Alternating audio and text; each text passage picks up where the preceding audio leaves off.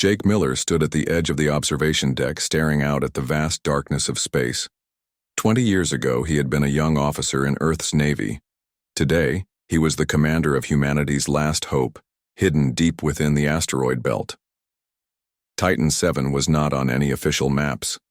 The massive asteroid had been hollowed out by human hands, working in complete darkness to avoid detection. Inside its metal belly, 3,000 humans lived and worked, all dedicated to one purpose: survival. "Commander, the morning reports are ready," said Lisa Anderson, her voice soft in the quiet command center. She was their lead scientist, a woman who had once dreamed of peaceful exploration, but now spent her days building weapons. Jake took the datapad from her hands. "How bad is it today?" The Zalkari destroyed another settlement in the outer colonies. 1,500 humans dead. The rest were taken for slave labor in their mining operations. Jake closed his eyes. Every day brought news of more human deaths. For 20 years, the Zalkari Empire had treated humanity like insects, crushing them whenever they found them. The mighty alien race had destroyed Earth's military in less than 6 months, then scattered the survivors across the solar system. "Any response from Admiral Parker?" Jake asked. "Negative, sir. Still maintaining communication silence as ordered." Communication silence. Those 2 words had become their way of life. The Zalkari monitored all frequencies, and even a single transmission could lead them to their hidden bases. So humans had learned to live in the shadows, building in secret, planning in silence. Ryan Parker had been Earth's greatest admiral before the invasion. Now he led the scattered human resistance from an unknown location, coordinating between the dozen hidden bases spread throughout the system. His orders were simple: remain hidden, build strength, wait for the right moment. "Dr. Anderson, how is the special project progressing?" Jake asked, lowering his voice even though they were alone. Lisa's eyes brightened slightly. "The quantum displacement drive is nearly complete. Final tests show it's 50% faster than Zalkari technology. If we can keep it secret for another month, we'll have our first working prototype." Jake nodded. The quantum drive was their greatest secret, built from stolen Zalkari technology and improved by human engineering. It would give them the ability to strike without warning and disappear before the enemy could respond. "And the plasma torpedoes?" "Fully operational. Mike Thompson's team has managed to solve the power regulation problem. The new design can punch through Zalkari shields with a single hit." Mike Thompson was their chief engineer, a man who barely spoke anymore but could work miracles with alien technology. He had spent 5 years studying captured Zalkari systems, learning their weaknesses, finding ways to turn their own weapons against them. Jake walked to the tactical display, studying the holographic representation of the solar system. Red dots marked known Zalkari positions. Blue dots showed suspected human settlements. The vast majority of the map was empty, dark space where anything could be hiding. "We're not the only ones building in secret," Jake said quietly. "Intelligence. Reports suggest at least 12 other resistance bases, each one working on different projects. Do we know what they're building?" "Admiral Parker keeps everything compartmentalized. If one base is discovered, it can't reveal the others. But rumors speak of entire fleets being constructed in hidden shipyards." Lisa moved closer to the display. "Sometimes I wonder if the Zalkari know we're out here. They must suspect something." "They think we're broken," Jake replied. 20 years of silence has made them complacent. They see us as defeated, scattered, no longer a threat. A soft alarm echoed through the command center. Jake immediately moved to the communication station. Even with their strict silence policy, they maintained passive sensors listening for any sign of danger. "Sir, we're picking up an encrypted burst transmission. Human origin," said Sam Rodriguez, their communications officer. "It's using the old Earth military codes." Jake's heart quickened. Coded transmissions were rare and always meant something important. "Can you decode it?" Sam's fingers flew across the console. After a tense minute, he looked up. "It's from Wolf Base. They've completed their first stealth warship. The Titan's Revenge is operational." The command center fell silent. Everyone knew about the Titan's Revenge project. For years, rumors had circulated about a ghost ship being built in the deepest reaches of space. A vessel designed specifically to hunt Zalkari patrols. Anything else? Jake asked. Yes, sir. The message includes coordinates for a rendezvous. Admiral Parker wants all base commanders to prepare for Operation Silent Thunder. Operation Silent Thunder. Jake had heard whispers of this plan. The moment when humanity would finally break its silence and strike back against their oppressors. Lisa stepped forward. Sir, if we're going active, we need to accelerate our timeline. The quantum drive can be ready in 2 weeks if we push harder. Jake considered this. 20 years of hiding, 20 years of preparation. His people were exhausted, living in cramped quarters, eating recycled food, breathing recycled air. But they were also angry. Every human in the base had lost family. To the Zalkari, every one of them wanted vengeance. Begin accelerated production schedules, Jake ordered. I want our drive ready for integration as soon as possible. And notify all department heads we're moving to pre-operational status. As his staff hurried to carry out his orders, Jake returned to the observation deck. Somewhere out there, the Zalkari Empire continued its reign of terror, confident in their dominance. They had no idea that in the darkness, humanity was preparing to speak. And when humans spoke again, they would speak with the voice of war. Jake touched the cold metal, wall of their hidden base. Soon, he whispered to the darkness, soon you'll know you should have finished us when you had the chance. In the depths of space, other commanders in other hidden bases were receiving similar messages. The silent years were coming to an end. The Zalkari had thought humanity would stay broken forever. They were about to learn how wrong they were. Alex Chen never thought he would see the day. Standing on the bridge of the Titan's Revenge, he could hardly believe the moment had arrived. For 5 years, he had watched this ship grow from metal beams to the most dangerous weapon humanity had ever built. Captain, all systems are green, reported Sam Rodriguez from his weapons station. The young lieutenant had trained for this moment since he was 15, when the Zalkari had killed his entire family. Plasma torpedoes are loaded and ready. Excellent. Mike, what's our engine status? Mike Thompson looked up from his engineering console. Quantum drive is running smooth, sir. We can go from 0 to light speed in 3 seconds.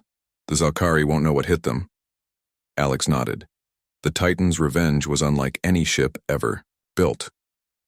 At 400 meters long, it was smaller than a Zalkari cruiser, but packed with stolen alien technology improved by human innovation. Its dark hull absorbed all radar, making it invisible to scanners. Its quantum drive could jump to faster-than-light travel instantly, something even the Zalkari couldn't do. Dr. Emma Davis emerged from the science bay carrying a datapad. Captain, I've finished the final calibrations on our targeting systems. We can now track Zalkari ships from twice their detection range. Good work, Doctor. Alex turned to the main view screen where their first target waited in the distance.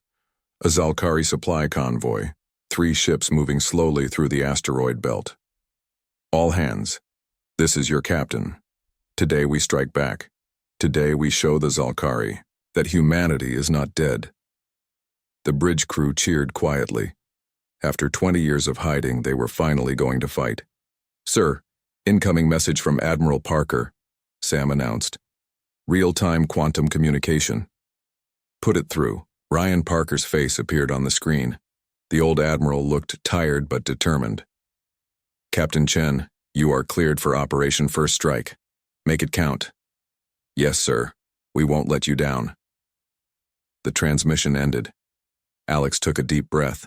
Helm, set course for the convoy. Engage stealth mode. The ship hummed quietly as it moved forward, its advanced systems masking their approach. In the main hall, 60 Marines prepared their weapons. If boarding became necessary, they were ready. Distance to target? Alex asked. 5,000 kilometers in closing, Tom Harris reported from Tactical. The convoy consists of 2 cargo ships and 1 destroyer escort, standard Zalkari formation. Alex studied the tactical display. Zalkari destroyers carried enough firepower to level a city. Normally, 1 destroyer could easily destroy 10 human ships, but the Titan's Revenge was not normal. Amy, prepare torpedo spread. 3 plasma warheads, targeting sequence Alpha. Lieutenant Amy Rogers worked quickly at her console. Torpedoes armed. Lock confirmed on all targets. Good. Wait for my mark. Alex watched the distance counter tick down. 1,500 kilometers. 1,000. 500. Sir, Sam reported. The convoy is changing course. They're moving toward the human farming settlement on asteroid Delta 7. Alex felt his blood run cold. Delta 7 was one of the peaceful colonies, home to families who grew food for the resistance. They had no weapons, no defenses. ETA to Delta 7?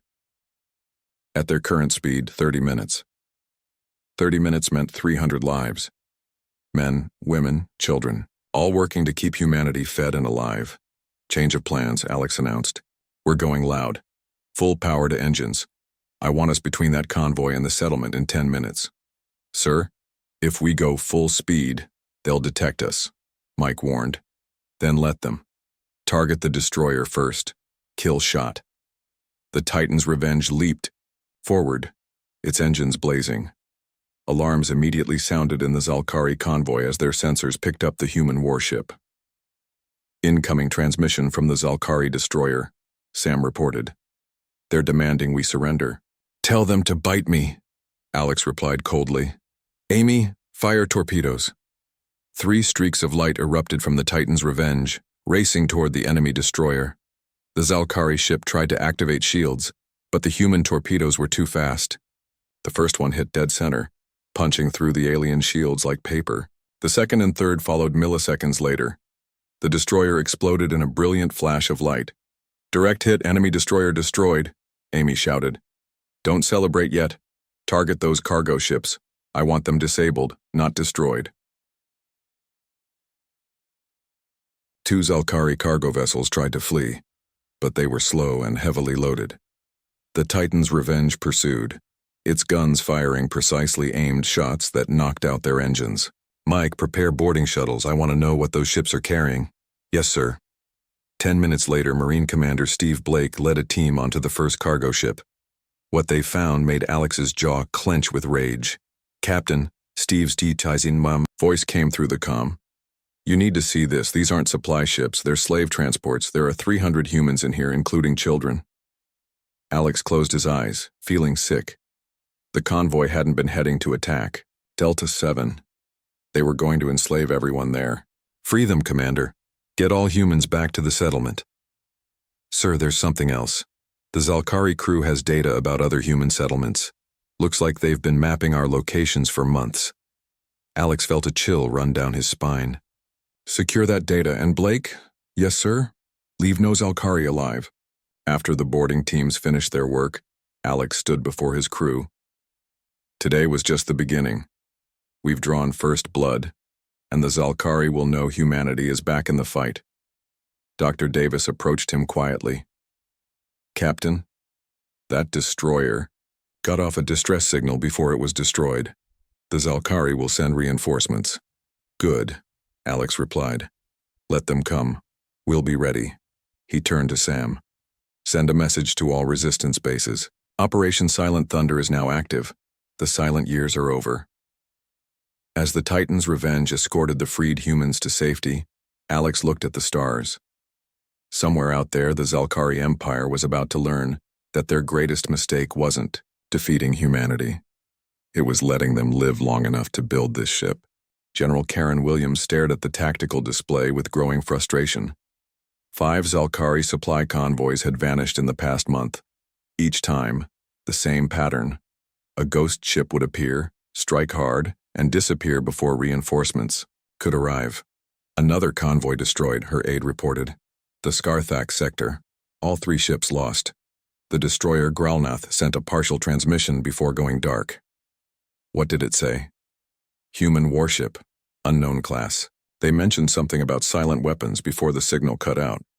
Karen's forearms moved in an agitated pattern, something her species did when disturbed. Impossible. We destroyed the human military 20 years ago. Their remaining population is scattered farmers and miners. Perhaps they rebuild. No! Karen slammed 2 of her fists on the command table. Humans are broken. This must be pirates using old Earth technology. Send 3 battle groups to hunt this ghost ship. Meanwhile, 5 systems away, Dan Foster reviewed intelligence reports in his cramped quarters aboard the Titan's Revenge. The former Earth spy had spent years building networks within Zalkari territory. Now those networks were paying off. Captain Chen to the bridge, came the announcement. Dan gathered his data and headed up. Alex was studying star charts when Dan arrived. "What do you have for me, Dan?" "Good news and bad news. The good news is we've confirmed the location of the main Zalkari forward base. It's in the Keltar system, heavily defended but vulnerable to our type of attack. And the bad news? The Zalkari have increased patrols by 300%. They're also starting to coordinate better. We had 2 close calls last week." Alex nodded thoughtfully. "Amy, what's our tactical situation?" Lieutenant Amy Rogers pulled up her analysis. "We've hit 12 targets successfully. 0 losses on our side. But the enemy is adapting. They're using new scanning techniques and their response times are improving." "Mike, can our stealth systems handle the upgraded scanners?" Mike Thompson looked up from his engineering station. "For now, yes. But they're getting closer to detecting us each time. I need more time to upgrade our systems." Alex made his decision. "Then we hit them harder and faster. Dan, tell Admiral Parker we're ready for the coordinated system strikes." Dan smiled grimly. This was what they'd been waiting for. 3 days later, Admiral Ryan Parker gathered his commanders in a secure quantum communication conference. Jake Miller from Titan 7, Steve Blake commanding ground forces, and dozens of other resistance leaders appeared as holograms. "Operation Thunderstorm begins in 48 hours, Parker announced. "We will hit 15 Zalkari positions simultaneously, across 5 systems. Each base will activate according to their mission parameters." Steve Blake, now promoted to Lieutenant Colonel, spoke first. "Ground forces are ready, sir. We have sleeper agents in 12 Zalkari slave camps ready to activate." Jake. Miller nodded. "Titan 7 has completed our quantum drive modifications. We can deploy our new stealth fighters within the hour." "Excellent. Alex, the Titan's Revenge will lead the attack on the Keltar forward base. You'll have support from 3 other stealth ships." "3 others?" Alex asked, surprised. "Did you think you were the only ones building warships?" Parker smiled slightly. "The Silent Storm, the Night Hunter, and the Shadow Strike have all completed their trials."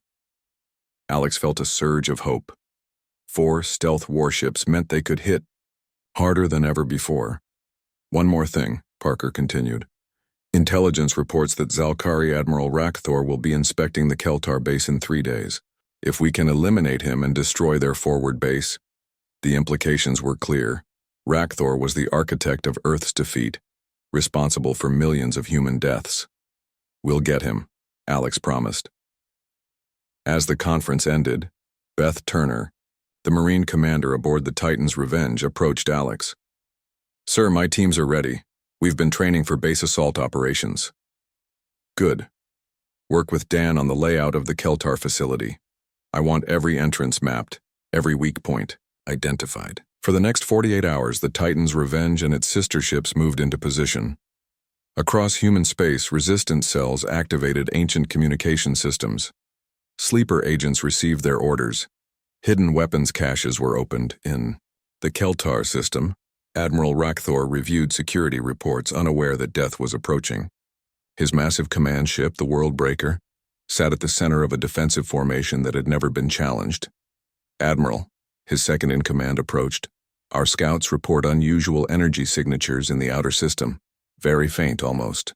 Like what? Like ships running under stealth protocols. But humans don't have that technology." Rakthor made a dismissive gesture. "Sensor ghosts. The local asteroid belt creates false readings. At precisely midnight station time, the attack began. The Titan's Revenge materialized from dark space, its quantum torpedoes already firing. The Silent Storm hit from a different angle, targeting power stations. The Night Hunter and Shadow Strike focused on the defense platforms. "Contact multiple human warships." The alarm systems screamed across the Zalkari base. Rakthor watched in shock as his defenses crumbled. "How is this possible?" His answer came in the form of a quantum torpedo, striking his command deck. The last thing the Admiral saw was a human ship's weapons lock symbol on his screen. On the Titan's Revenge, Alex watched the world breaker explode. Target destroyed. All ships, begin Phase 2. Full assault on the base. Marine dropships launched. From all 4 stealth ships. Ground teams that had been training for this moment burst from hiding places throughout the facility. Former slaves grabbed weapons and turned on their captors. The battle lasted 6 hours. When it ended, the Keltar forward base was in human hands, and Admiral Rackthor was dead. As reports came in from other systems, the scope of humanity's comeback became clear. 15 Zalkari installations destroyed or captured. 3 supply hubs seized. 200,000 human slaves freed. "Sir," Sam Rodriguez reported, "Admiral Parker wants to speak with you." Parker's hologram appeared and he was smiling. "Outstanding work, Captain. All operations were successful. The Zalkari Empire is in chaos." "Thank you, sir. What are our orders?" "Rest and refit. The hunt phase is over. Now comes the revelation." Alex looked at his crew, then out at the stars. They had gone from hunted to hunters, but their war was far from over. President John Martinez stood before the United Resistance Council, looking at faces he hadn't seen in 20 years. The secret meeting was taking place in the newly liberated Keltar base, where the smell of victory still hung in the air. "Today marks the end of our silence," John announced. "We're not hiding anymore. We're coming out of the shadows with a force the Zalkari never expected." Ambassador Claire Johnson rose from her seat. She had spent years building diplomatic connections with other species under Zalkari rule. "Mr. President, I've received confirmation from the Vegan Federation and the Sirius Coalition. Both are ready to join our cause." "Excellent news. Admiral Cooper, what's our military status?" Admiral Ian Cooper activated the holographic display, revealing the true scope of humanity's secret preparations. 50 blue dots appeared across the map, each representing a fully operational warship. Gasps echoed through the chamber. 50 warships? Major Tom Harris asked, disbelief in his voice. "How?" "We built them in dark space," Ian explained. "Hidden shipyards beyond the system's edge. Each one equipped with quantum drives, stealth technology and weaponry superior to Zalkari standards." John walked to the display. The Titan's Revenge, Silent Storm, Night Hunter, and Shadow Strike were just the advanced scouts. "Our main fleet has been waiting for this moment." Claire leaned forward. "What about the other species? The ones still under Zalkari control?" "Our intelligence shows widespread unrest," John replied. "The Draken in the Outer Rim are ready to revolt. The Earthian colonies want freedom. The synthetic beings in the core worlds demand rights." Admiral Cooper highlighted several sectors on the map. "We've been coordinating with resistance movements across 12 different species. When we move, it won't be humans alone." Tom Harris stood up. "My ground forces are already mobilizing. We have sleeper cells in every major Zalkari holding. Over 50,000 trained soldiers waiting for activation orders." The president nodded. "Then let's give them those orders. Admiral Parker has authorized Operation Final Horizon. We launch in 6 hours. 6 hours later, Lieutenant Emma Davis monitored systems aboard the Liberation flagship, humanity's largest warship. Built in secret over 10 years, it was half again, as large as any Zalkari battleship. "Captain Clark, all systems are operational," Emma reported. "Quantum drives are running at full capacity." Captain Jack Clark reviewed the tactical display. "How's our stealth field?" "Perfect, sir. 50 ships moving in formation, and the Zalkari don't suspect a thing." Jack smiled. "Excellent. Open a channel to all ships." "Channel open, sir. This is Captain Clark to all units. We've spent 20 years preparing for this moment. Today we show the galaxy that humanity refuses to be broken. Engage." Across 12 star systems, human warships materialized from dark space simultaneously. The coordinated attack was unlike anything the Zalkari had ever faced. In the Arcturus system, the Zalkari Fourth Fleet was conducting routine patrols when 15 human warships appeared around them. "Contact," Unknown vessels detected. The Zalkari, commander shouted. All ships, battle stations. But the human ships were already firing. Quantum torpedoes tore through shields. Plasma cannons melted armor plating. In less than 10 minutes, the entire Zalkari fleet was either destroyed or disabled. Similar scenes played out across the galaxy. The Zalkari Empire, spread thin and overconfident, found itself under attack everywhere at once. On the ground, Major Tom Harris led the liberation of Earth Station Gamma, one of the largest slave facilities. His troops moved with precision, using knowledge gained from years of planning. Bravo Team, secure the power station, Tom commanded through his comm. Charlie Team, free the prisoners. Delta Team, capture the command center alive. Freed humans joined the assault, taking weapons from fallen Zalkari guards. What had been designed as a simple rescue operation became a full uprising. Ambassador Claire Johnson stood on the bridge of humanity's diplomatic vessel, watching representatives from 30 different species join via quantum communication. The Zalkari Empire has ruled through fear for too long, Claire addressed the assembly. Today we unite in common purpose. Today we forge a new future. The Draken warrior poet spoke first. Humanity's courage has sparked hope across the stars. The Draken stand with you. One by one, species that had suffered under Zalkari rule pledged their support. The Empire's greatest strength, controlling multiple worlds, became its fatal weakness as rebellions erupted everywhere. Back on the Liberation's bridge, reports flooded in. Sir, Emma announced, we're receiving surrender requests from 26 Zalkari outposts. They're overwhelmed by coordinated ground uprisings. Any word from their high command, Jack asked. Negative. But our scouts report massive fleet movements from their capital worlds. They're preparing for a major counteroffensive. Jack studied the tactical display. They had achieved more in 6 hours than anyone had imagined possible. But the real test was coming. President Martinez appeared on the main screen. Captain Clark, Admiral Parker has confirmed enemy fleet movements. They're massing for an attack on the Vega system.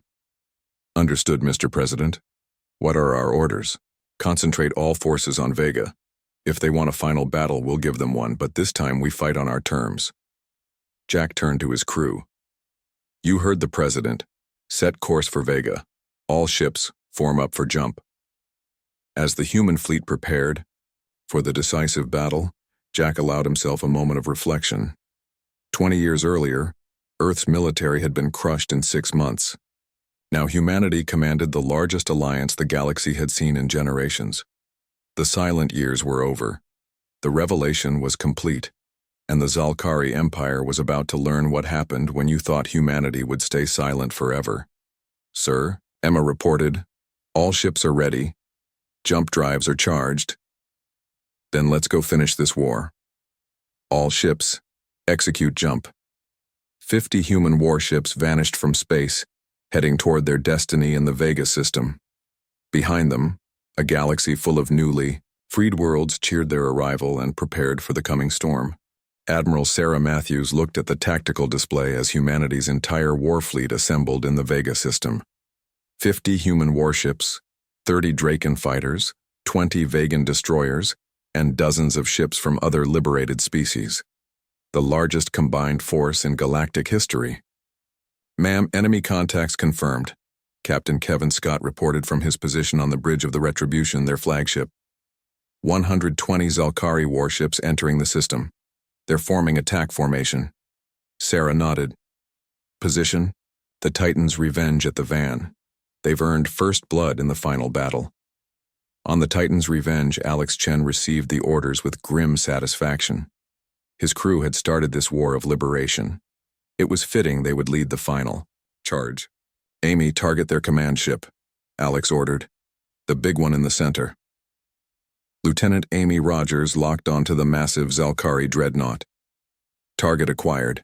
The Darkness Eternal, flagship of the Imperial Fleet. Dr. Nathan Kim, monitoring. From the science station called out, Captain, I'm detecting energy signatures consistent with a doomsday weapon. They're desperate enough to try a galaxy killer. Alex made his decision instantly. All ships' priority target is the enemy command vessel.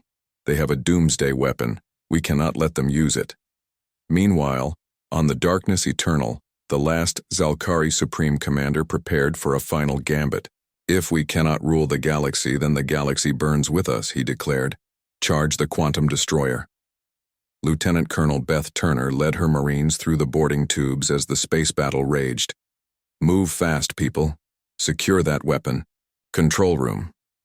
Ground troops fought their way through corridors filled with Zalkari resistance. Each step cost lives, but human determination pushed them forward. Captain Steve Blake coordinated multiple boarding parties across different enemy ships. Teams Alpha through Delta converge on their shield generators. Teams Echo and Foxtrot follow Turner to the Doomsday device. The space battle intensified as ships from both sides traded devastating fire. Human quantum torpedoes met Zalkari, plasma beams. Shields flickered and died. Ships exploded in brilliant flashes of light. Direct hit on our port shield. Mike Thompson called out from engineering. Shield generators at 40%. Alex gritted his teeth. Hold her together, Mike. Emma, can we punch through their shields? Dr. Emma Davis calculated rapidly. Yes, but we need to overload our plasma cannons. It'll drain our power for 15 seconds. Do it. The Titan's revenge unleashed everything it had. Triple-charged plasma beams struck the Darkness Eternal's shields, creating cascading failures. For a moment, the massive dreadnought was vulnerable. Now, Alex shouted. All ships concentrate fire. Every human, Draken, and Vegan weapon zeroed in on the exposed dreadnought. The combined firepower was overwhelming. The Darkness Eternal's hull buckled, cracked, then began to break apart. Inside, Beth Turner's team fought through smoke and fire. The weapon control room, go, go, go! They burst through the final door to find Zalkari technicians frantically working at control panels. Without hesitation, the Marines opened fire. Bodies fell, consoles sparked, and alarms wailed. Kim, shut that thing down. Beth shouted to their tech specialist. Dr. Nathan Kim had provided detailed instructions for just this situation. The Marine technician worked frantically while the ship shook around them. Almost got it. There. The Doomsday weapon powered down, just as the Darkness Eternal suffered a catastrophic core breach. All teams evacuate immediately, Beth ordered. This ship is going critical. Marine shuttles launched from the dying dreadnought as their motherships provided covering fire. Beth was the last one off, diving into a shuttle as explosions rocked the ship behind her. The destruction of their flagship sent shockwaves through the Zalkari fleet. Ships began to drift without purpose. Communications broke down. Several vessels attempted to flee, but the Allied forces had surrounded them completely. Admiral Sarah Matthews surveyed the battlefield. Open a channel to all remaining Zalkari ships. Channel open, ma'am. This is Admiral Matthews of the United Free Worlds Fleet. Your flagship is destroyed. Your Doomsday weapon is disabled. Your empire is finished. Surrender now, and we guarantee safe passage for your surviving crews. 1. By 1, Zalkari ships powered down their weapons and transmitted surrender codes. The 2-decade war was over. 3 days later, the first free galactic summit convened on the neutral world of Harmony Prime. President John Martinez addressed representatives from 40 species, including several Zalkari who had defected during the final battle. The age of empire is over, John declared. Today begins the era of cooperation. We offer the hand of friendship to all, including former enemies who choose peace. Ambassador Claire Johnson had spent days negotiating the terms. The Zalkari will pay reparations to all affected worlds. Their military will be reduced but not eliminated. They become equal members of our new alliance, not conquered subjects.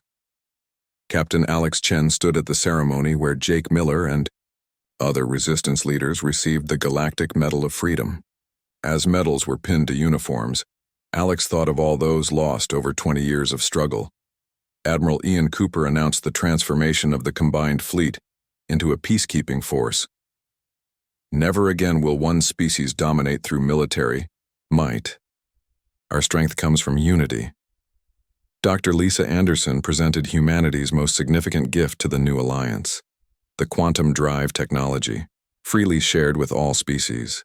Knowledge belongs to everyone. Together, we'll explore and build instead of conquer and destroy. Lieutenant Colonel Tom Harris supervised the dismantling of slave camps across a dozen worlds. Millions of beings took their first breaths of freedom. In years, tears streaming down faces of every species imaginable. Years later, children of all races learned in schools about the silent years, when humanity prepared in darkness for the day they would speak. They learned that strength came not from dominance but from the courage to help others find their voice. The Titan's revenge became a monument orbiting Earth, a reminder that from the depths of defeat, hope could rise. Visitors from across the galaxy came to see the ship that fired the first shot in the War of Liberation. Sarah Matthews, now Supreme Admiral of the United Fleet, addressed new graduates at the Galactic Defense Academy. 20 years ago, they thought humanity would stay silent. They learned that silence was not surrender. It was preparation. May future generations remember that true strength lies in standing with others, not over them. Above them, the stars shone brightly on a galaxy finally at peace. The silent years were over. The age of unity had begun.